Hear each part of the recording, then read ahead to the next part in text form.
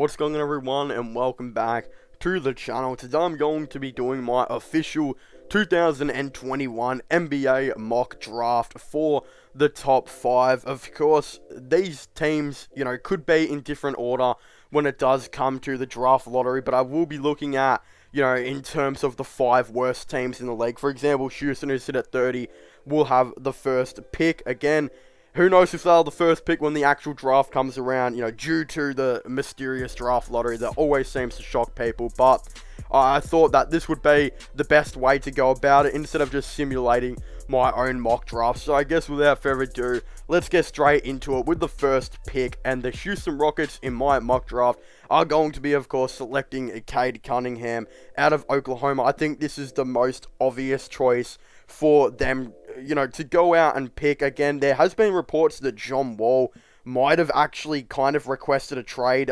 Someone put an Instagram poll up pretty much saying, will John Wall leave or something like that. John Wall himself actually voted leave, which is extremely funny. But even if John Wall does stay on the team, I think there's just no way you can go about not drafting Cade Cunningham. He's a 6'8" point guard that can also guard the shooting guard position.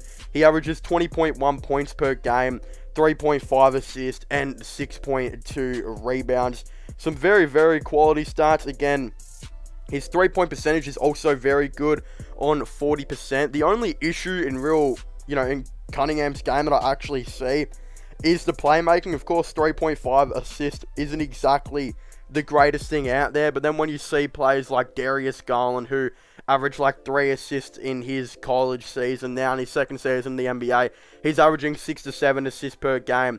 There is always improvement, and again, I could definitely see Cade Cunningham being one of those guys that will definitely average more assists as he does go, in the NBA. So, again, pick 1 for the Houston Rockets, Cade Cunningham. That is an absolutely obvious pick. If John Wall does stay, they'll just play Cunningham at the 2, make him guard the 2. I know they're both ball-predominant guards, but again, they'll make it work, and John Wall would probably eventually get traded anyway. But yes, this is the very obvious decision by the Houston Rockets to draft Cade Cunningham with the first overall pick.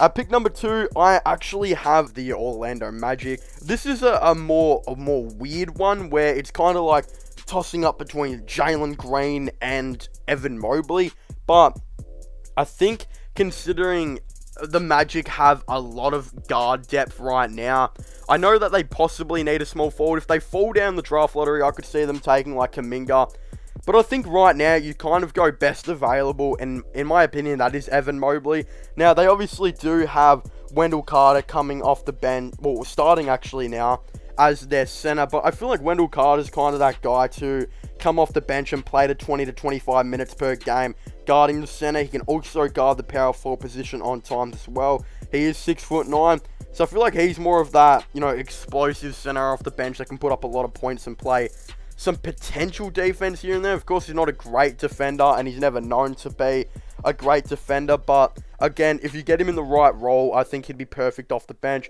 But Evan Mobley is a guy that you, of course, cannot go past. He should be the number 2 pick, in my opinion. He is currently averaging 34 minutes per game, 30% from 3. He's gradually improving that jump shot, as most of us do know. He's averaging 16.4 points per game, 8.7 rebounds, and 2.4 assists on a field goal percentage of about 58%. And of course, the big one, which a lot of people are looking at, is 2.9 blocks per game.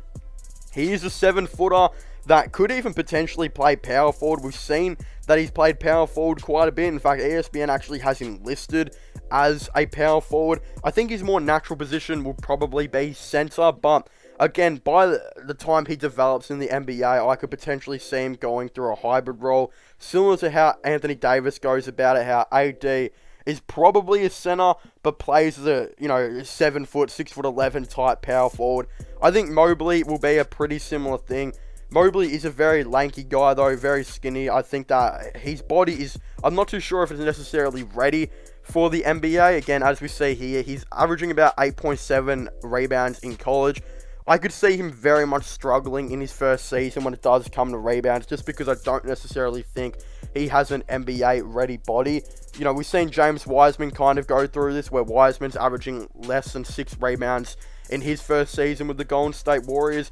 So I think that's mainly the issue that you kind of look at if you're the Orlando Magic. But again, looking on as a further thing, I think you pick him over Jalen Green, not just as well because he's better than Jalen Green, but as well as I think the Magic do have, you know, quite a bit of guards on their team. Of course, Markelle Fultz will be the main point guard for the future. Cole Anthony will be the 6th man, I would think. They've also got RJ Hampton, who's actually been playing quite a bit better, you know, since he has been on the team. They've got Gary Harris for another season. Terrence Ross they'll probably trade eventually, but he is still there. And Michael Carter-Williams, who has been pretty loyal and pretty good for Orlando for a couple of years, who I'm sure they'll most likely want to keep. So again, as I was saying, I think they're kind of solidified with their guards. And if they were needing a guard, probably a backup shooting guard in free agency or something like that. Again, they could look to take Jalen Green, but honestly, I think their center/power forward depth is a lot worse right now than what their, you know, kind of guard depth is. Maybe they could even start potentially Evan Mobley and Wendell Carter Jr. on the team at the same time. You know, Wendell Carter Jr. can play center.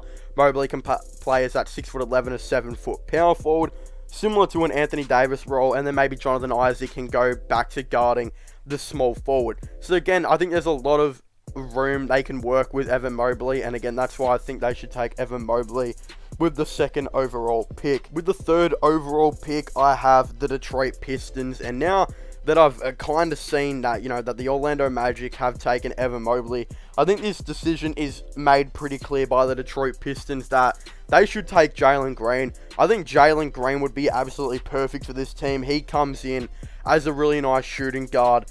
Considering they do lack quite a bit of guard depth as well, I think that this is kind of the move. You know, again, they do have Saddiq Bey as their small forward/power forward. You know, Jeremy Grant is kind of in that very similar position.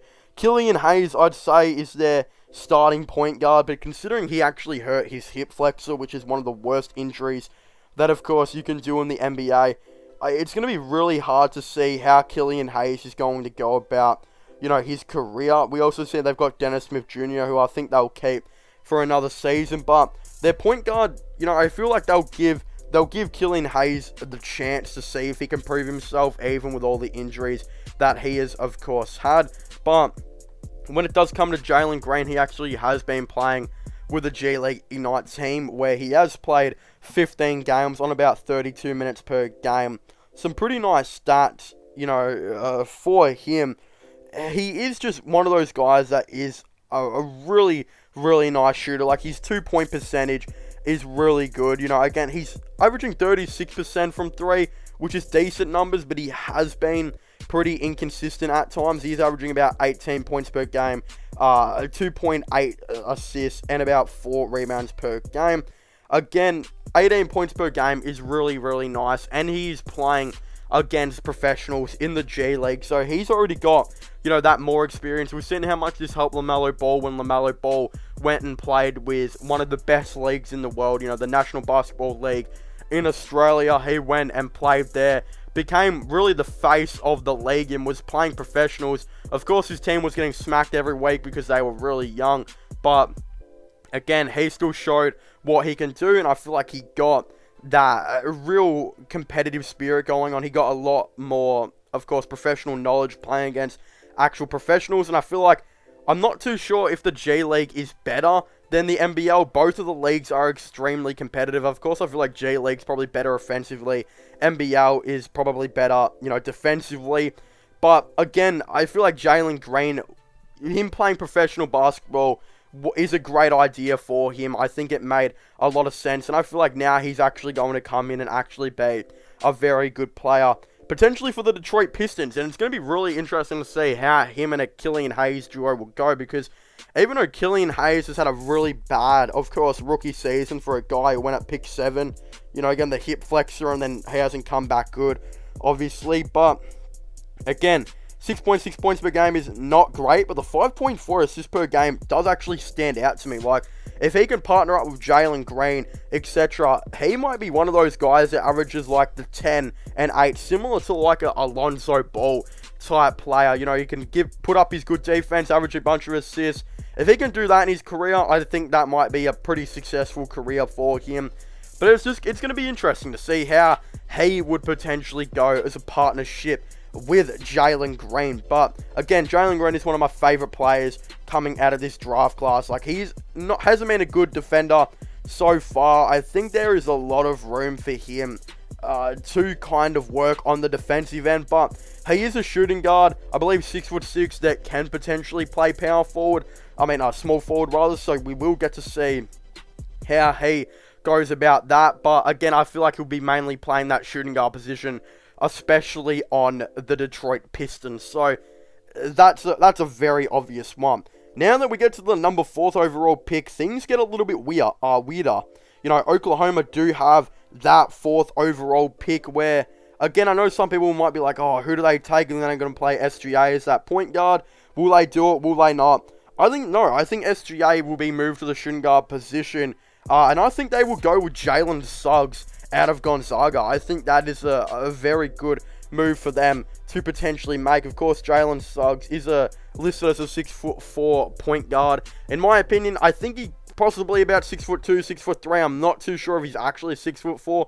Usually players get marked down when they come into the NBA, because I believe in college and that they get measured with their shoes on, while in the NBA they have changed that, and I don't think they get measured with their shoes on at all. So I think that's kind of how it works. But again, Jalen Suggs has had a good season as well. He's averaging about 14.4 points per game, 5.3 rebounds on 4.5 assists. Again, he is very, very, raw, but I honestly believe with, again, his defense and his ability to guard the 1 and 2, again, he's only playing 29 minutes per game, so once that gets improved, I could see him maybe having a struggle potentially in his first, season, but I feel like he'll be one of those guys that gets better as the time goes. Of course, 33% from 3 isn't great, but I feel like he's the most raw, out of anyone I've mentioned so far, but I definitely feel like over time, he will slightly improve, and I think if you're OKC, you got to take that chance on him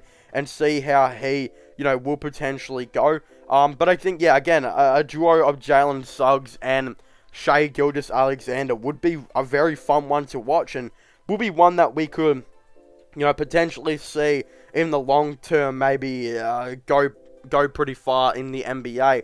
And again, we'll definitely see, he might struggle in his first season or something, but it is going to be a test to see how he can really go. Now, moving on to the 5th pick right now, we actually have the Cleveland Cavaliers, who they're also in a very weird position. I definitely, debated this pick for a long time, because honestly, as a Cavs fan myself, I have a feeling we always fall down in the lottery. Like, we've fallen down quite a bit recently, with the Colin Sexton pick. People were, saying that we could potentially jump up. I'm pretty sure we just, stayed the same at 8.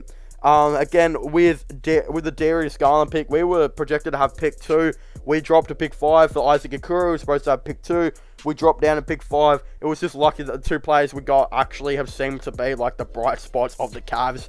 But again, I could see the Cavs falling down again this year, which absolutely pains me to say, and it is very, very frustrating, of course. But again, I do hold out hope. I hope that the Cavs can get a good pick. But again, I feel like pick 5 to pick 7 is the mark that they'll kind of be picking, about. Again, if it drops down to like pick 7, then I'm really baffled on who they should pick. I think if it goes to like pick 7, I'd probably look at like a Scotty Barnes type of guy who, again, is that small forward / power forward hybrid. Like, he's kind of like Draymond Green. Plays power forward, pretty nice defender.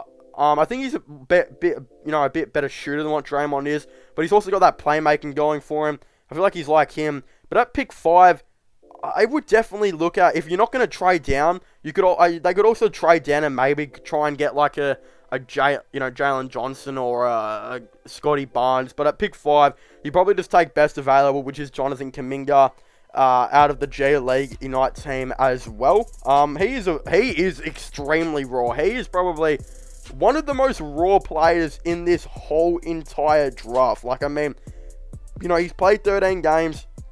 He has played, had 33 minutes per game. He's averaging 16 points per game, which is really good. Seems to be a very good defender. I believe he's 6'8", so he'll most likely play power forward, / small forward as well. Be like that forward type of guy. The issue I see with Jonathan Kaminga is his 3-point percentage, which is absolutely terrible. It is 25%, and if you watch this guy shoot, his jump shot is all over the place. Like, if you want to see a guy brick, you'll see Jonathan Kaminga. He has bricked a lot of shots. There has been a lot of air balls. It is going to take an extreme amount of time for him to get that right. And where the Cavs are right now, and their lack of shooting, like Isaac Okoro has been a very rough shooter, even though he's been very good defensively. I feel like there is time, again, Isaac Okoro has improved so much more past the season. But Jonathan Kaminga is a lot more raw than what Isaac Okoro was coming into this. He is 25% from 3 when I think Isaac Okoro was about 30%. So you kind of look at it as, you're like, oh, well, what do you do as the Cavs? Because I don't believe Jalen Johnson is that good of a shooter either.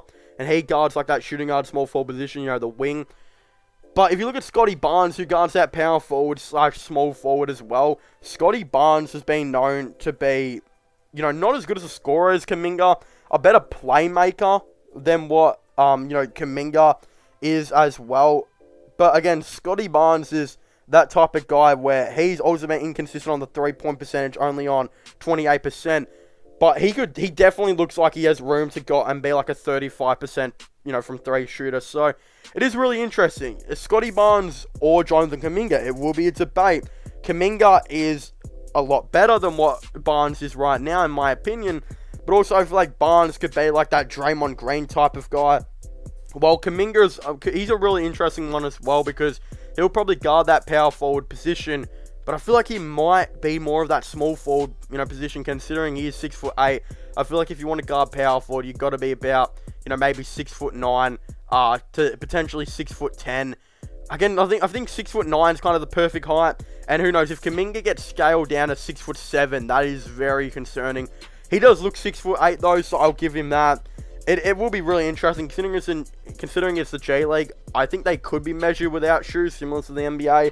So if he's 6'8", and he's good enough defensively, which it does look like he is, then you'd think that the Cleveland Cavaliers would most likely look at taking Jonathan Kaminga in the draft. Alright, now moving on to the 6th overall pick. The Golden State Warriors actually have this pick from the D'Angelo Russell trade, where they traded D'Angelo Russell to the Minnesota Timberwolves. Minnesota traded back the first round pick, which is top 3 protected, so if it does fall in the top 3 in the lottery, of course Minnesota will get to keep the pick, but of course there is a much more likely chance that does not happen than it actually does. So projected right now, the Warriors do have the 6th pick, and they are in a very interesting spot. There's a couple of ways I could see them going about this. For example, if they don't bring back Kelly Oubre, they will most likely go out and get like a Jalen Johnson type of guy, just because he can guard, the 1 through 4. It does seems to be a very, very capable defender. He has the height to go with that as well. But honestly, I do believe the Golden State Warriors will most likely be keeping their pick. So, unless they, of course, go and, trade it for a star or something like that. And then I also do believe that the Golden State Warriors will most likely be keeping Kelly Oubre as well, especially if they can get him on cheap. So pretty much at this point, I've kind of gone for the only option, which is, I see, taking best available. And in my opinion, I'd probably say that Keon Johnson might be the next best available. So I've actually got the Golden State Warriors taking Keon Johnson with the 6th overall pick in the 2021 NBA draft. Of course, he has some pretty interesting stats in terms of he's not exactly a high scorer or anything like that. Like, he scores 11.3 points per game. He has 3.5 rebounds and 2.5 assists. So you might be like, well, his stats aren't exactly great. How is he going to go this high in the draft? And that's just because of the raw potential this guy does have. Of course, he is actually listed at 196 centimeters or 6'5", and is very much accustomed to guarding 1 through 3. He is an excellent defender, and he can literally you can give him the job of going to the best defender, the best point guard rather, on the team, and he will lock up that guy. Like, let's just say you're playing the Trailblazers and you wanted to go on Damian Lillard. Of course, he might not be able to do it in his first season because of the lack of experience, but this guy does have potential to be a very, very good, defender in the league. A guy that I think he's kind of similar to is a shorter version of Isaac Okoro from the last draft. Isaac Okoro, who got drafted the Cleveland Cavaliers at pick 5.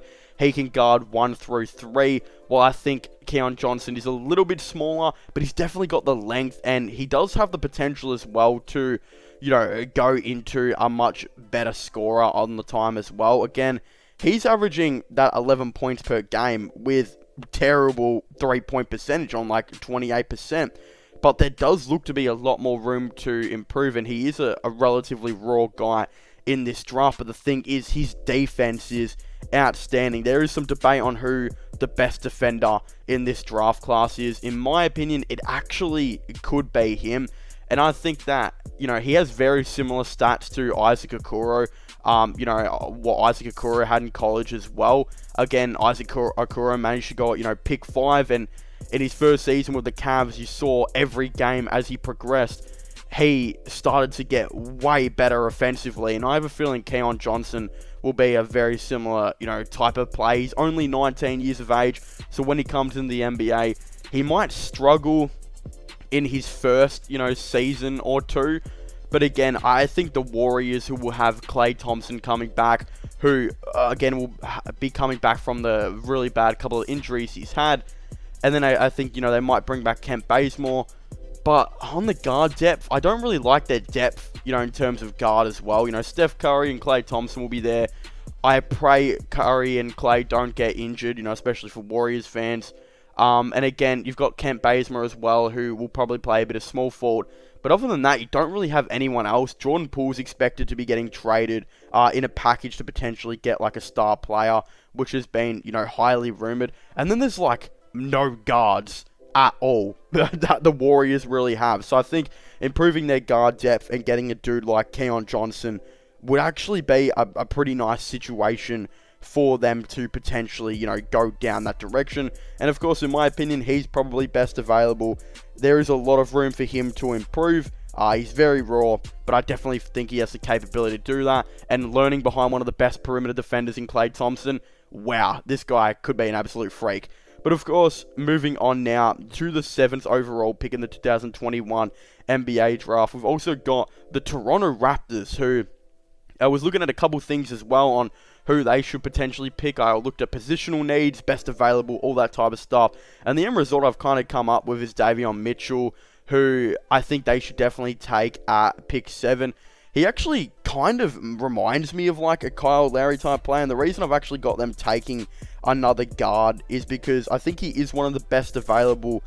But not just that, Kyle Lowry, who is 35 years of age, is definitely up there in age now. And it is reported he will most likely be leaving this season to go to a more contending team like Philadelphia or Miami, etc. So I don't think he will be resigning, which means you could, go and roll Fred VanVleet at, the point guard, which is highly rumored that they will do. And they might look to take a shooting guard.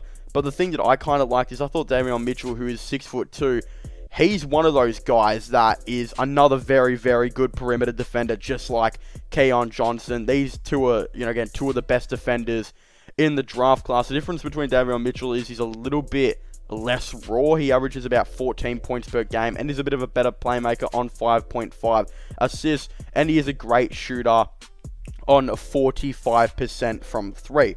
So again, you might be like, well, why would the Golden State Warriors potentially look to take Keon Johnson over Davion Mitchell? And that's just because Davion Mitchell is actually 22 years of age. He is actually up there in age. And again, those 14 and 5.5 assists and whatnot are very good numbers. But you got to think that this dude's got 3 years of experience more on Keon Johnson. And they're both probably equal in terms of defense. The thing is, the reason why I think Keon Johnson will go higher is just because he's 3 years younger. He is a a lot more raw. But again, I think has potential to be one of the best players potentially in this class. It will just really come down to it. While Davion Mitchell, I think would actually be really nice for the Raptors as well, as you can actually put him alongside Fred VanVleet and kind of see how that will, of course, go. You know, he's 6'2", very good perimeter defender, can play make, but can also play off ball, hitting 45% from 3.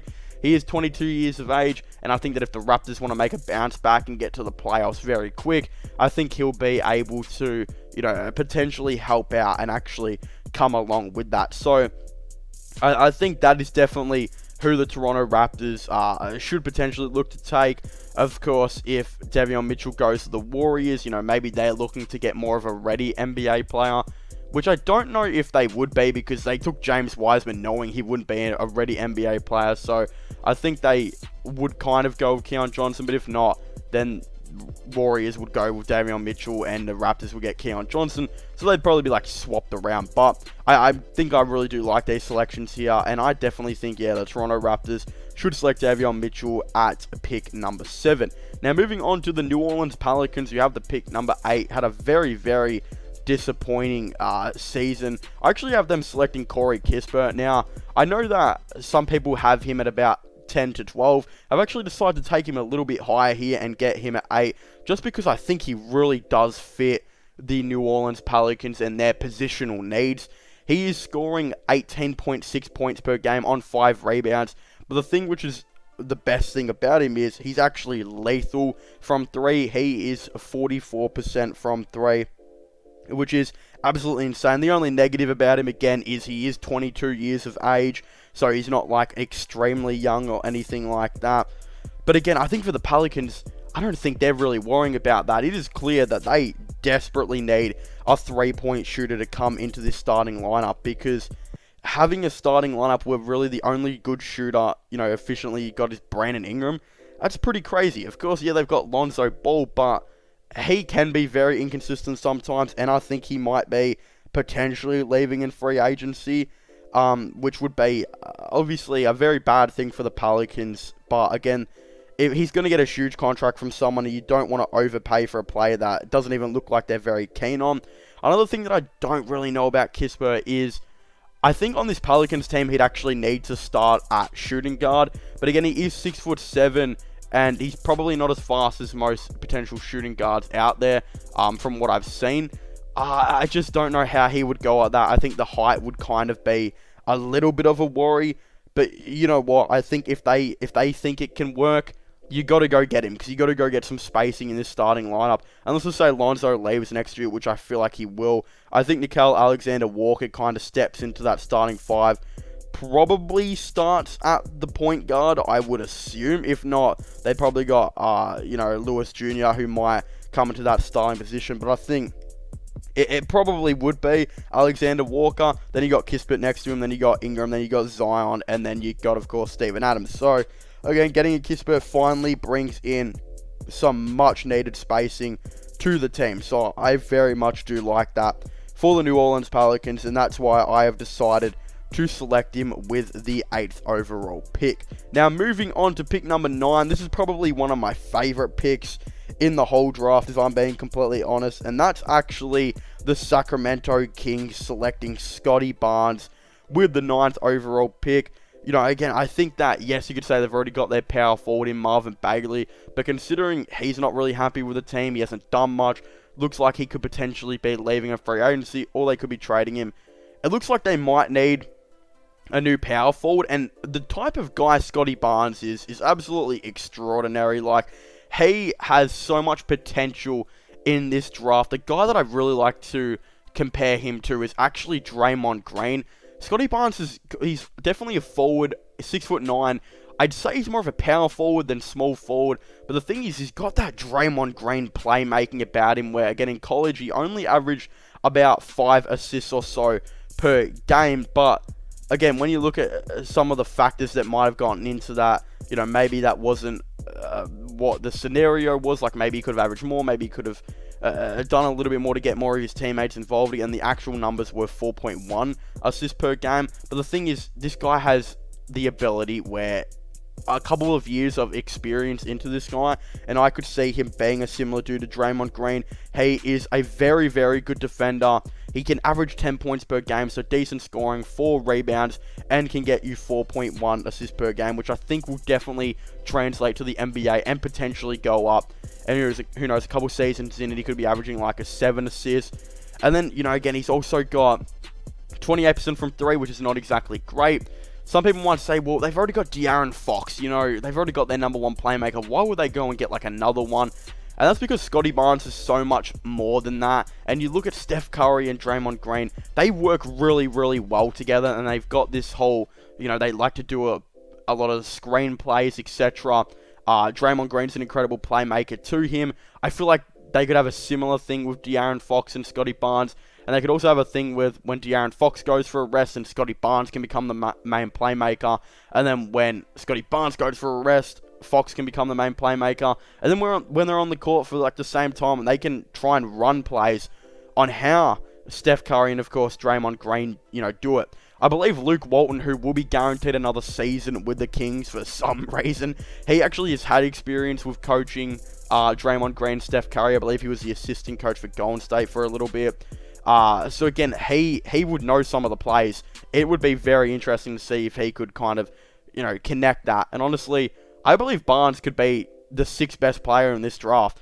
To get him at pick, a 9 for the Sacramento Kings, it's a pretty good result. And I think they would definitely be pretty happy with this one. So I've actually got, the Sacramento Kings selecting Scotty Barnes with the 9th overall pick.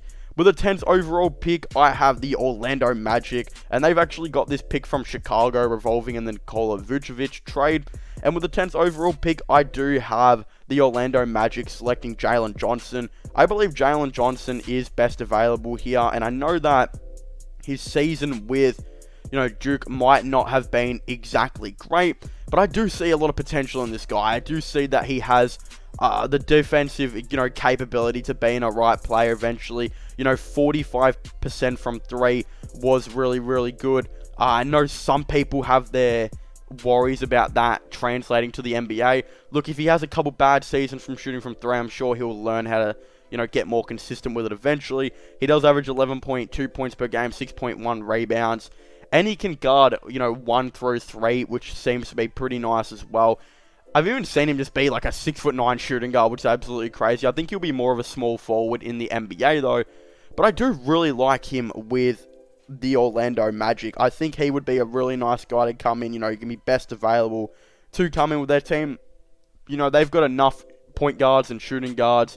Wing plays, you could say they've got a couple of them, but considering Otto Porter will most likely be going, in free agency, Gary Harris will probably be getting, traded or limited minutes. I think Jalen Johnson would be a really cool guy to come into this Orlando Magic team and just help out with some more depth. But of course, I'd very much like to hear all of your thoughts and opinions on this down below.